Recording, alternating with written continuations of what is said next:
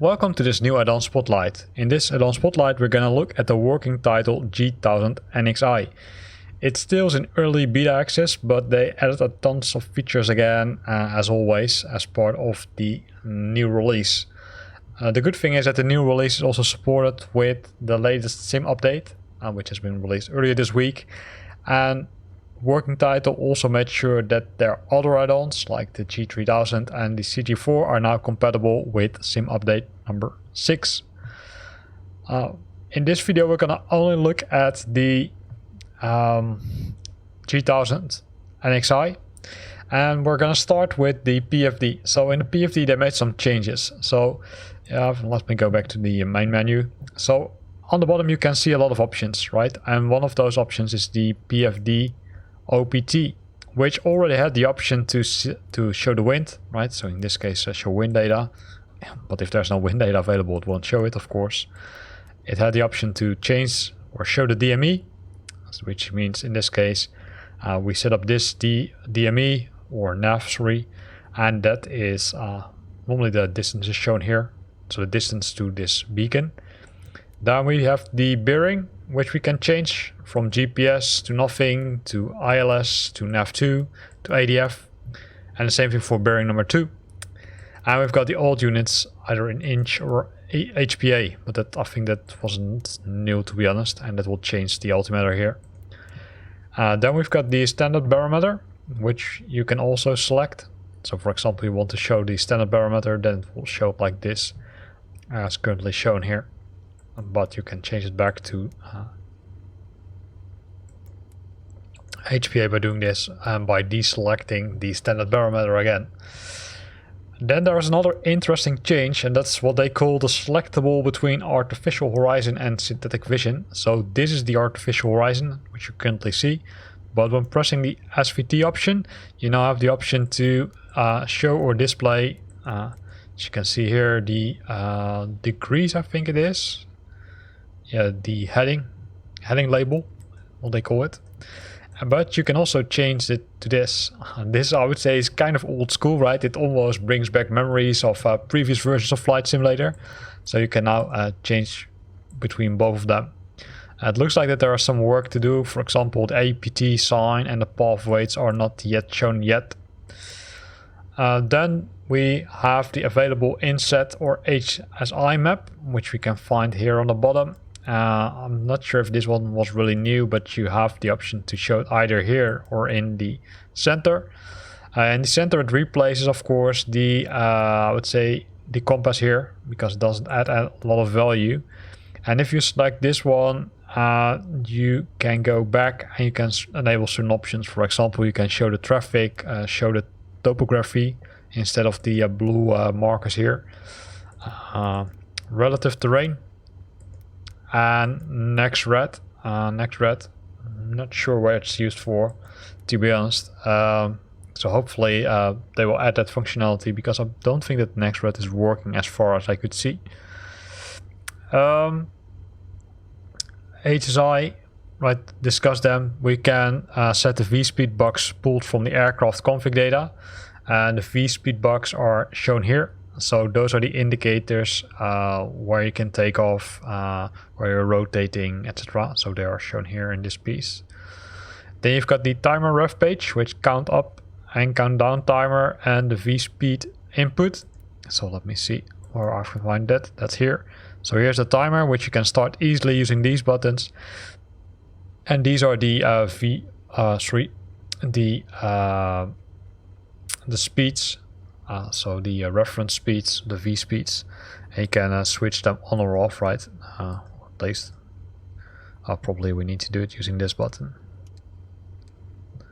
Then use this one.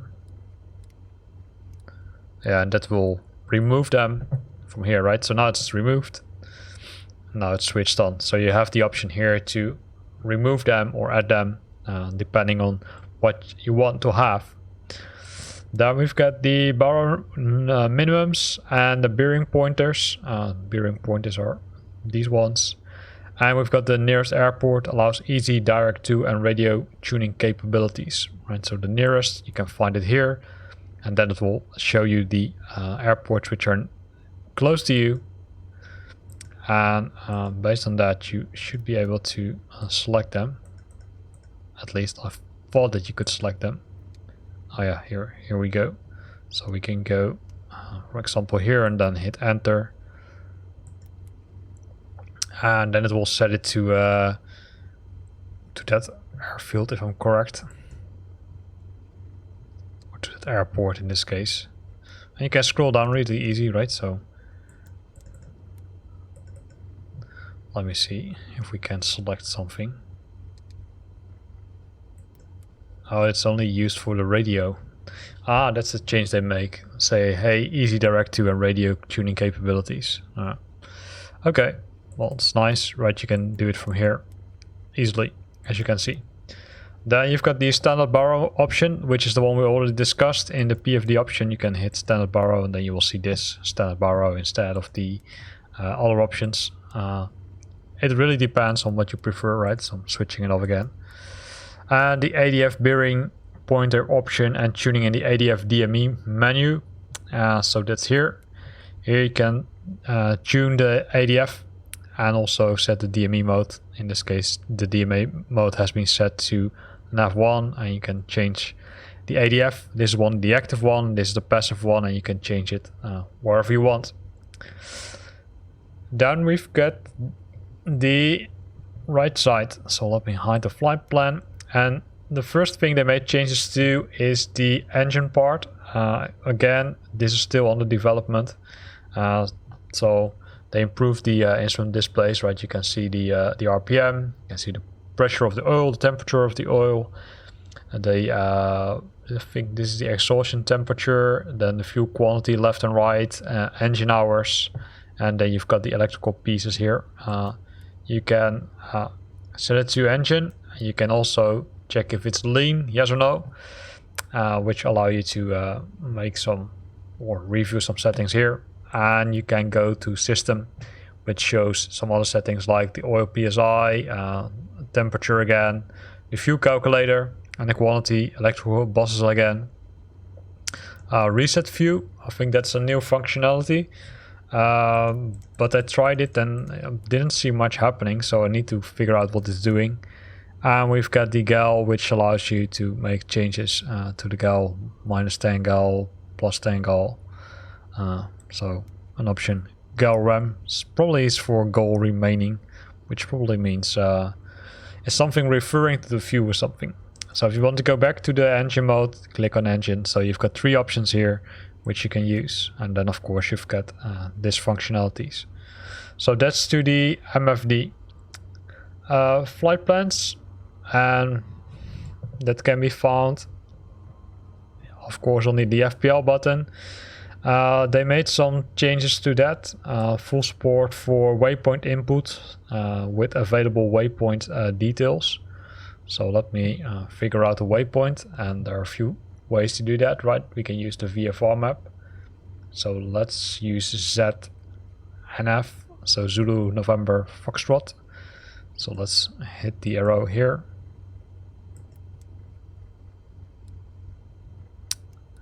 Yeah, I want to have the active flight plan, come on.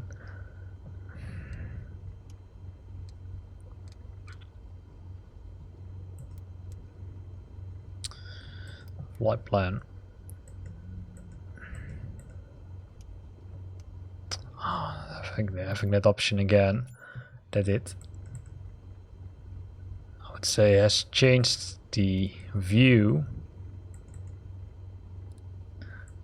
It's really frustrating. So let me change the options back. So I'm playing both on an Xbox and on a PC, and there sometimes it changes this option to be the, I would say, new method, but I simply prefer the legacy method. I'm not sure how it's with all of my viewers, but this one is, I would say, much nicer. So we can specify the origin. Let's do that. So we're gonna change it.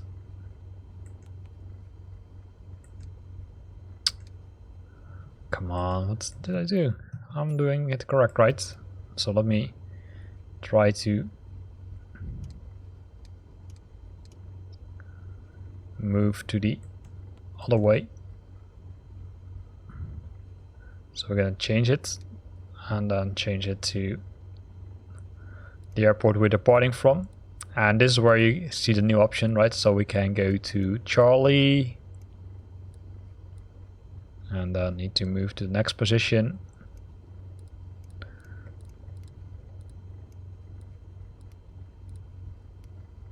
Charlie Yankee. Oh.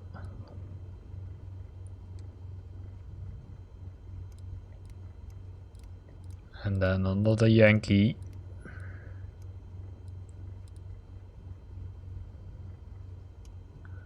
And then Kilo.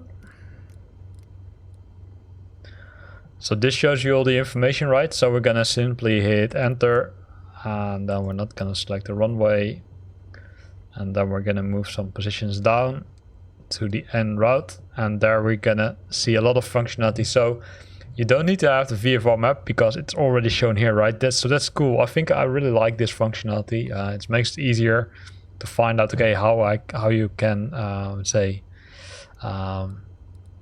or where to fly to, and it's easier to, I would say, find the navigation points. So we're gonna go to Zulu, November. Come on, November, there you are. And then Foxtrot. And then it will show you, okay, hey, this is the waypoint, this is the bearing, this is the distance, and we can simply hit enter, and then it will show it like this, right? So in this case, of course, the distance is far, I would say probably I used the incorrect one because it says it's 2,700 miles flying. Well, this isn't 2,700 miles if I'm correct. So let me check. Oh, it's CIIT, right? So it makes sense. I need to change this one. And I can still change it, right, by using these buttons. So then we need to go back. Let me...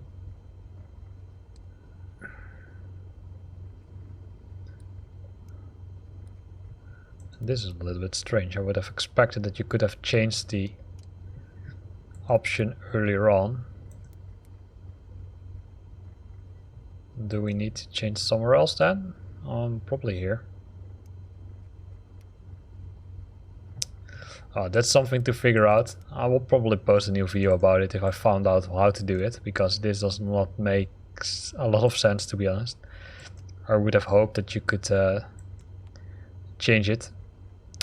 But never mind, those are the options which they added, right? So that you can now live see, okay, hey, what's the mapping and where do I find the, for example, waypoint or VOR.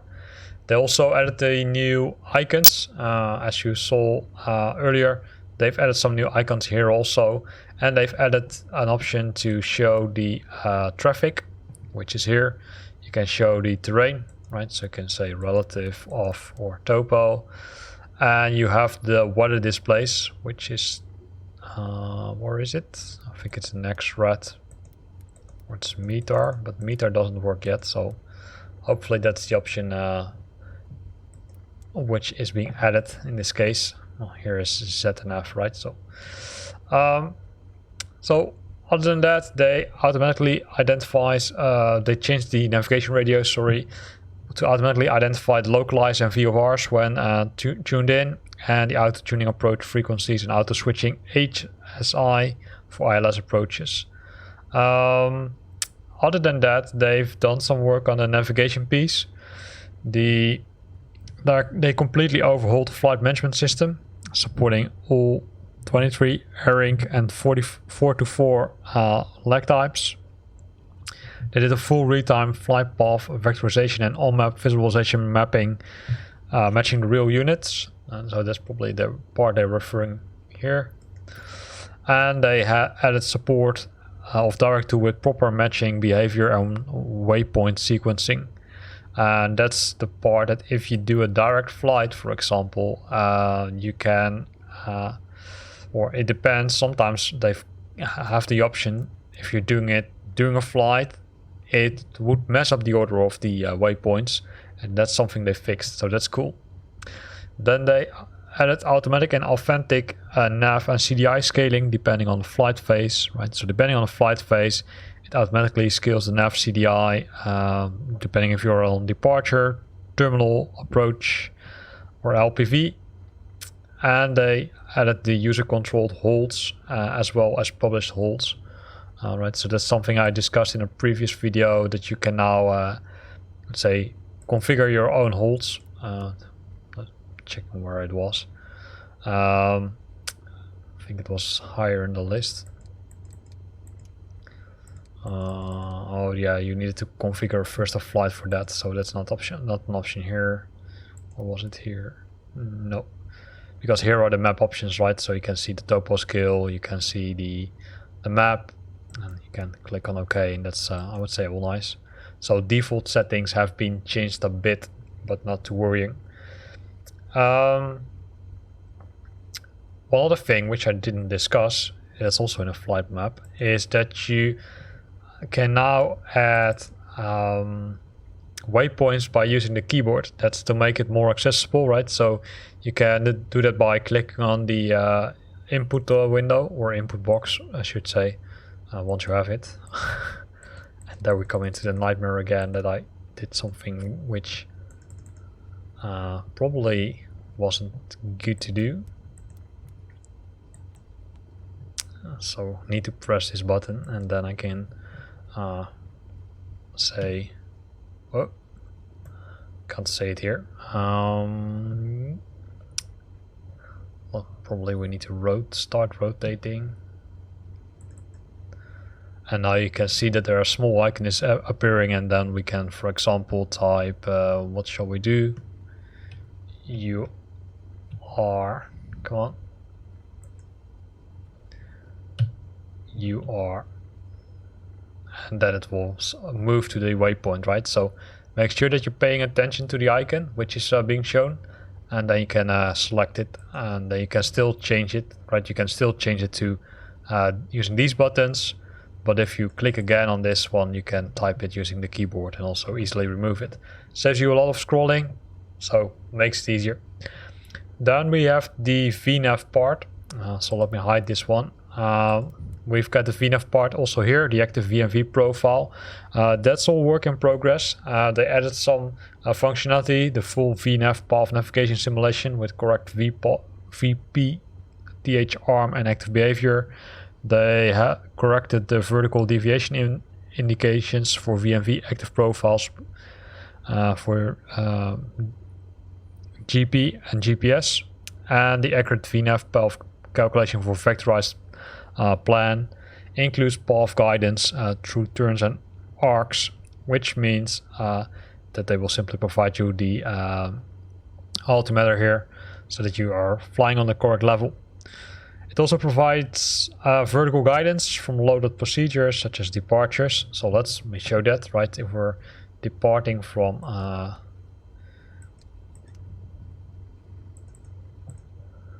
let me see if we can change this one. And that's irritating. It simply goes directly to this. So let me clear it.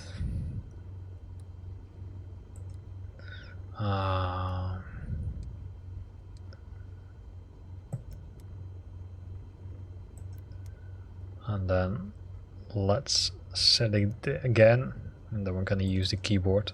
Where are we? We are at, let me open the VFR map. Oh dang you. Then I shouldn't select it here, right? So I open the VFR map, CIIT. So CIIT. It acts a little bit weird, to be honest.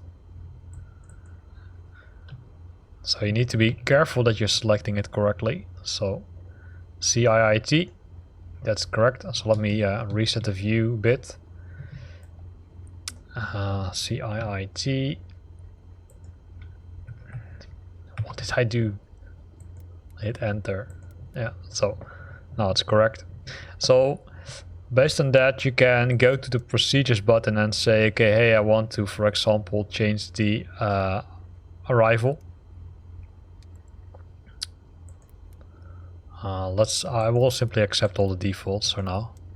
just to show you what happens.